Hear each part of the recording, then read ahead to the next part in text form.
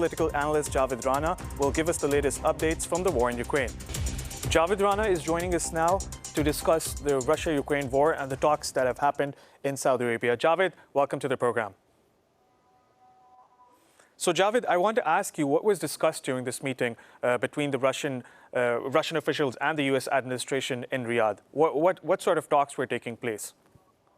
Well, I think details are sketchy. We exactly don't know what has been discussed, but we can safely assume what possibly could have been discussed. And that is basically what Russia calls it as the technical details to enforce a 1-month ceasefire.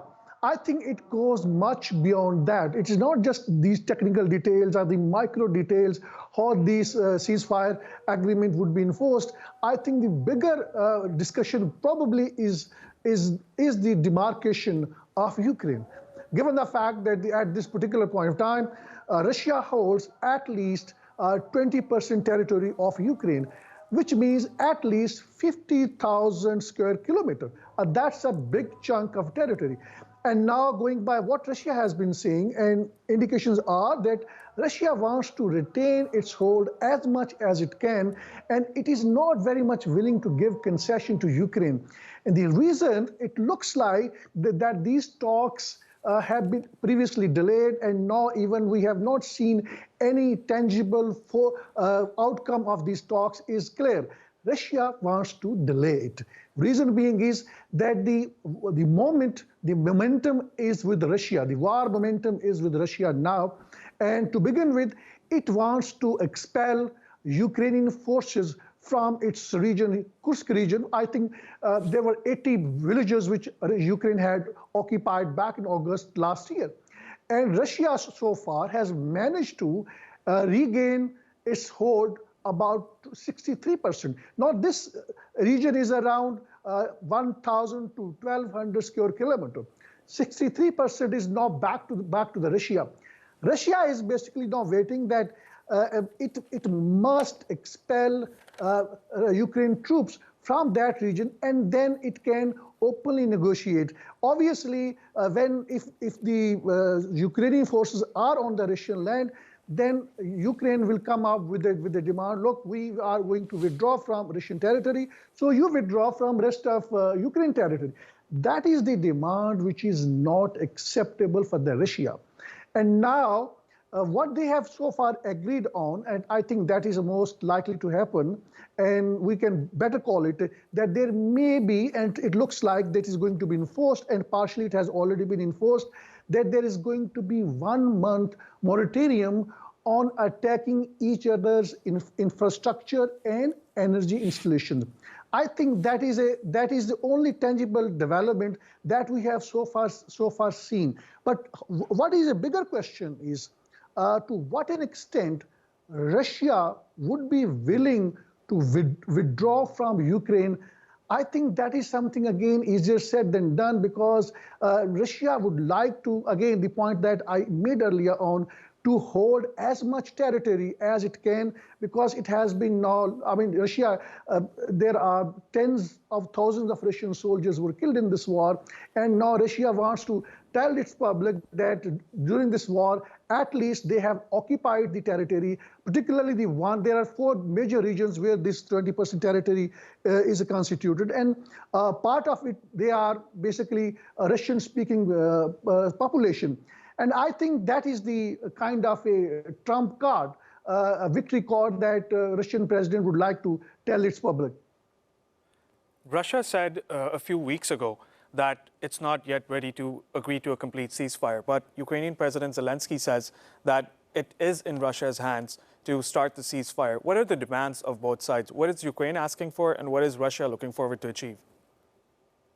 I think Ukraine has been asking for the maximum demand, which is the complete withdrawal of Russian troops from the 20% territory it has already occupied. I think that was the reason that there was a dressing down of the Ukraine President Zelensky in White House. I mean, that was a humiliation, because part of the reason was that he was insisting on that demand. And Trump was saying that, I mean, you have to agree on something. You have lost your card. So I think, again, at the end of the day, it looks like that Zelensky has realized that this is not going to happen. This because Russia is not going to compromise on this issue. Though I think it is not fair to suggest that Russia should continue holding this illegal territory. But given the fact there are hard geostrategic realities, now the Russia, during the course of the discussion, there are different reports suggest that Russia is also basically demanding that the 4 regions which it has already occupied, but still Ukrainian troops are there. Russia wants Ukraine to withdraw its troops from the Ukrainian territory it has largely occupied. So again, that would be something easier said than done, because it looks like that Ukraine has a lot to lose, and Ukraine is going to lose a lot of territory whenever this ceasefire agreement is enforced. That is going to be bigger loss for the Russia. Now we have to see the bigger picture. The bigger picture is that basically change of guard in White House has basically changed the entire geostrategic chessboard. What Trump has been talking about during the last couple of months, he's just simply saying what Putin has been saying. It's a replica. Basically, USA under Trump is enforcing the Russian policy on the Ukraine.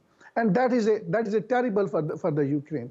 We have to understand again the bigger picture. The bigger picture is that when in February 22, when this war was launched by Russia on the Ukraine, and there was some talks happened in Turkey where Russian officials, with the Ukrainian officials, they were almost agreed on certain terms and conditions which revolve around that the Ukraine would not become part of the NATO. Now, at that particular point of time, the then U.S. President Joe Biden, basically, I think he played a very negative role in derailing that peace process. This could have been resolved long ago, but the Biden told Zelensky that we are going to provide you all kind of the military help, and you will win. That has not happened. Now, with the more than 350 billion U.S. help, which has been provide military help to the Ukraine, Ukraine has not been able to make its military presence felt not only in the Russian territory, but also it has failed to force Russian troops to withdraw from its territory. So in that context, it looks like that the Trump, by and large, wants Ukraine to accept Russian terms and conditions. And that is a terrible thing for the Ukraine, but also for the countries in the Black Sea region. I believe the Turkey doesn't feel comfortable with the expansion of Russia towards the Black Sea. So, but again, there is a bigger picture. That bigger picture is about Europe. Europe is deeply concerned because Europe, basically at this particular point of time, looks like it is helpless. It can't do much on the Ukraine. Its military support is maybe just not more than 50 to 60 billion US dollars. So even if it continues with its military support, with its military hardware, Ukraine cannot change the momentum of war in its favor. That is a dark reality for the Zelensky. So in this situation, when Canada and France are saying that they will take time to provide more military help to Ukraine, I think by then the situation on the ground would change altogether.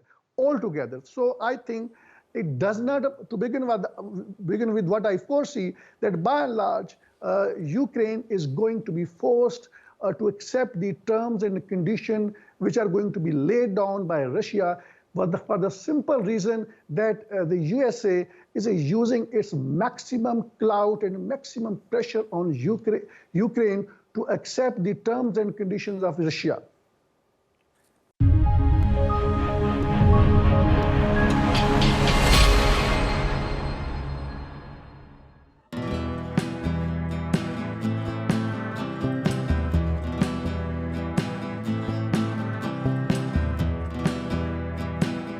The growing tide of anti-Israel sentiments.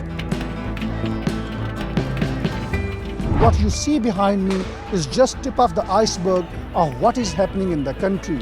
More than half of $52 billion black CIA budget is spent on espionage network in Pakistan. How would you handle it? The US has looked upon Pakistan as an ally at one point and then as an enemy at the same time. That is going to be the first legal reason on the basis of which he is going to be instantly ousted by the Supreme Court of Pakistan. Joining us live, Javed Rana, who's an expert on politics and geostrategic issues. In the world politics, which is not being driven by any moral principle, it is being driven by the hard geostrategic realities. In a broader picture, more countries would aspire to have nuclear weapons.